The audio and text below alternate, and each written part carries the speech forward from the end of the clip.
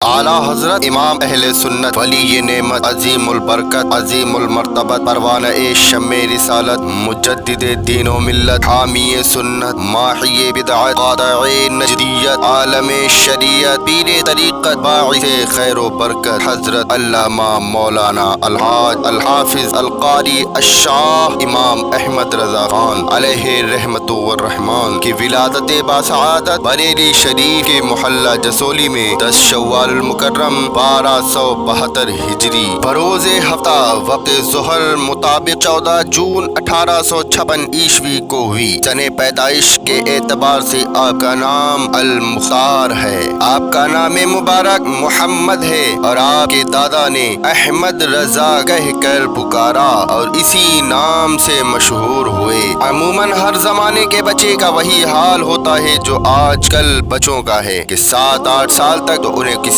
بات کا ہوش نہیں ہوتا اور نہ ہی وہ کسی بات کی تہ تک پہنچ سکتے ہیں، مگر اعلیٰ حضرت کا بچپن بڑی اہمیت کا حامل تھا۔ کم سنی اور کم عمری میں ہوش مندی اور قوت حافظہ کا یہ عالم تھا کہ 4.5 سال کی ننھی سی عمر میں قرآن مجید ناظرہ مکمل پڑھنے کی نعمت سے باریاب ہو گئے۔ 6 سال کے تھے کہ ربیع الاول کے مبارک مہینے میں ممبر پر جلوہ افروز ہو کر میلاد النبی کے موضوع پر ایک بہت بڑے اجتماع میں نہایت پرمغز تقریر فرما کر علماء کرام اور مشائخ عظام سے تحسین و آفرین کی داد وصول کی۔ اعلیٰ حضرت نے لڑکپن میں تقوی کو اس قدر اپنا لیا تھا کہ چلتے وقت قدموں کی آہٹ تک سنائی نہ دیتی تھی۔ 7 سال کے تھے کہ ماہ رمضان المبارک میں روزے رکھنے شروع کر دیے۔ جناب سید ایوب علی شاہ صاحب فرماتے ہیں کہ بچپن میں آپ رحمت اللہ علیہ کو گھر پر ایک مولوی صاحب قرآن مجید پڑھانے آیا کرتے تھے۔ ایک روز ذکر ہے کہ مولوی صاحب کسی آیت کریمہ میں بار بار ایک لفظ آپ رحمت اللہ علیہ کو بتاتے تھے مگر آپ رحمت اللہ علیہ کی زبان مبارک سے نہیں نکلتا تھا۔ وہ زبر بتاتے تھے، آپ زیر پڑھتے تھے۔ یہ کیفیت جب آپ رحمت اللہ علیہ کے دادا جان حضرت مولانا رضا علی خان صاحب رحمت اللہ علیہ نے دیکھی تو حضور یعنی اعلیٰ حضرت کو اپنے پاس بلایا اور کلام پاک منگوا کر دیکھا تو اس میں کاتب نے غلطی سے زیر کی جگہ زبر لکھ دیا تھا، یعنی جو اعلیٰ حضرت کی زبان سے نکلتا تھا وہ صحیح تھا۔ آپ رحمت اللہ علیہ کے دادا نے پوچھا کہ بیٹے جس طرح مولوی صاحب پڑھاتے تھے تم اسی طرح کیوں نہیں پڑھتے تھے؟ عرض کی میں ارادہ کرتا تھا مگر زبان پر قابو نہ پاتا تھا۔ اعلیٰ حضرت رحمت اللہ علیہ خود فرماتے تھے کہ میرے استاد جن سے میں ابتدائی کتاب پڑھتا تھا جب مجھے سبق پڑھا دیا کرتے 1-2 مرتبہ میں دیکھ کر کتاب بند کر دیتا،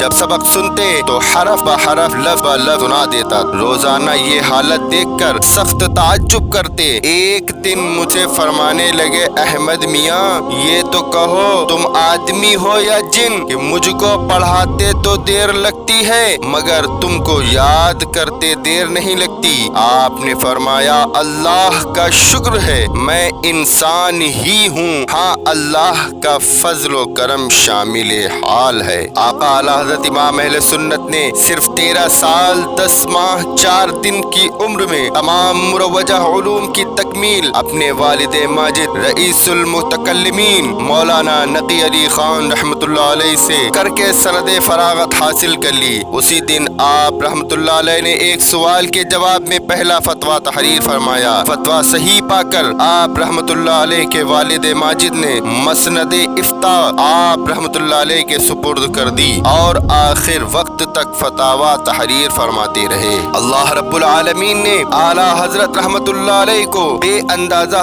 علوم جلیلہ سے نوازا تھا۔ آپ رحمت اللہ علیہ نے کم و بیش 50 علوم میں قلم اٹھایا اور قابل قدر کتب تصنیف فرمائی۔ آپ رحمت اللہ علیہ کو ہر فن میں کافی دسترس حاصل تھی۔ علم توقیت میں اس قدر کمال حاصل تھا کہ دن کو سورج اور رات کو ستارے دیکھ کر گھڑی ملا لیتے، وہ بالکل صحیح ہوتا اور کبھی 1 منٹ کا بھی فرق نہ ہوا۔ علم ریاضی میں آپ یگانہ روزگار تھے، چنانچہ علی گڑھ یونیورسٹی کے وائس چانسلر ڈاکٹر ضیاء الدین، جو کہ ریاضی میں غیر ملکی ڈگریاں اور تمغہ جات حاصل کیے ہوئے تھے، آپ رحمت اللہ علیہ کی خدمت میں ریاضی کا ایک مسئلہ پوچھنے آئے۔ ارشاد ہوا، فرمائیے۔ انہوں نے کہا، وہ ایسا مسئلہ نہیں جسے اتنی آسانی سے عرض کروں۔ اعلیٰ حضرت رحمت اللہ علیہ نے فرمایا، کچھ تو فرمائیے۔ وائس چانسلر صاحب نے سوال پیش کیا تو اعلیٰ حضرت نے اسی وقت اس کا تشفی بخش جواب دے دیا۔ انہوں نے انتہائی حیرت سے کہا کہ میں اس مسئلے کے لیے جرمن جانا چاہتا تھا۔ اتفاقاً ہمارے دینیات کے پروفیسر مولانا سید سلیمان اشرف صاحب نے میری رہنمائی فرمائی اور میں یہاں حاضر ہو گیا۔ یوں معلوم ہوتا ہے کہ آپ اسی مسئلے کو کتاب میں دیکھ رہے تھے۔ ڈاکٹر صاحب بسط فرحت و مسرت واپس تشریف لے گئے اور آپ رحمت اللہ علیہ کی شخصیت سے اس قدر متاثر ہوئے کہ داڑھی رکھ لی اور صوم و صلات کے پابند ہو گئے۔ جناب سید ایوب علی صاحب کا بیان ہے کہ ایک روز اعلیٰ حضرت نے ارشاد فرمایا، بعض ناواقف حضرات میرے نام کے آگے حافظ لکھ دیا کرتے ہیں، حالانکہ میں اس لقب کا اہل نہیں ہوں۔ سید ایوب علی صاحب فرماتے ہیں کہ اعلیٰ حضرت نے اسی روز سے دور شروع کر دیا جس کا وقت غالباً عشاء کا وضو فرمانے کے بعد سے جماعت قائم ہونے تک مخصوص تھا۔ روزانہ ایک پارہ یاد فرما لیا کرتے تھے، یہاں تک 30ویں روز 30واں پارہ یاد فرما لیا۔ ایک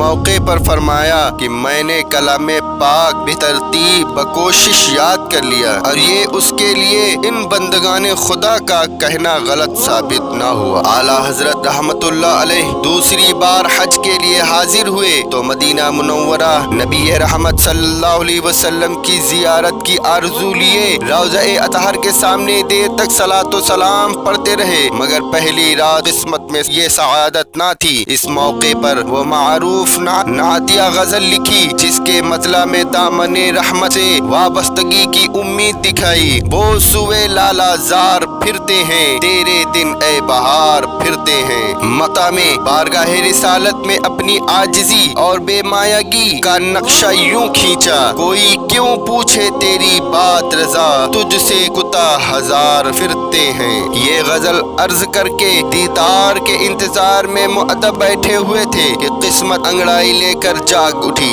وہ چشمان سر یعنی سر کی کھلی آنکھوں سے بیداری میں زیارت محبوب باری صلی اللہ علیہ وسلم سے مشرف ہوئے۔ جناب سید ایوب علی شاہ رحمت اللہ علیہ فرماتے ہیں کہ میرے آقا اعلیٰ حضرت ایک بار پیلی بھیت سے بریلی شریف بذریعہ ریل جا رہے تھے۔ راستے میں نواب گنج کے اسٹیشن پر جہاں گاڑی صرف 2 منٹ کے لیے ٹھہری تھی، مغرب کا وقت ہو چکا تھا۔ آپ رحمت اللہ علیہ نے گاڑی ٹھہرتے ہی تکبیر اقامت فرما کر گاڑی کے اندر ہی نیت باندھ لی۔ غالباً 5 شخصوں نے اقتدا کی، ان میں بھی تھا، لیکن ابھی شریک جماعت نہیں ہونے پایا تھا کہ میری نظر غیر مسلم گارڈ پر پڑی جو پلیٹ فارم پر کھڑا سبز جھنڈی ہلا رہا تھا۔ میں نے کھڑکی سے جھانک کر دیکھا کہ لائن کلیئر تھی اور گاڑی چھوٹ رہی تھی، مگر گاڑی نہ چلی اور حضور اعلیٰ حضرت نے باطمینان تمام بلا کسی اضطراب کے تینوں فرض رکعتیں ادا کی اور جس وقت دائیں جانب سلام پھیرا تھا گاڑی چل دی۔ مقتدیوں کی زبان سے بے ساختہ سبحان اللہ نکل گیا۔ اس کرامت میں قابل غور یہ بات تھی کہ اگر جماعت پلیٹ فارم پر کھڑی ہوتی تو یہ کہا جا سکتا کہ گارڈ نے ایک بزرگ ہستی کو دیکھ کر گاڑی روک لی ہوگی۔ ایسا نہ تھا، بلکہ نماز گاڑی کے اندر پڑھی تھی۔ اس تھوڑے وقت میں گارڈ کو کیا خبر ہو سکتی تھی کہ ایک اللہ کا محبوب بندہ فریضہ نماز گاڑی میں ادا کرتا ہے۔ آقا اعلیٰ حضرت امام اہل سنت نے قرآن کریم کا ترجمہ کیا جو اردو کے موجودہ تراجم میں سپر فائق یعنی فوقیت رکھتا ہے۔ ترجمے کا نام کنز الایمان ہے، جس پر پر آپ रहमतुल्लाह अलैह के खलीफा हजरत सदरुल फाजिल मौलाना सैयद मोहम्मद नईम उद्दीन मुरादाबादी रहमतुल्लाह अलैह ने बनाम खजाइनुल इरफान और मुफस्सिर शहीर हकीमुल उम्मत हजरत मुफ्ती अहमद यार खान ने नूरुल इरफान के नाम से हाशिया लिखा। 25 सफरुल मुजफ्फर 1340 हिजरी को बैतुल मुक़द्दस में एक शामी बुजुर्ग ने ख्वाब में अपने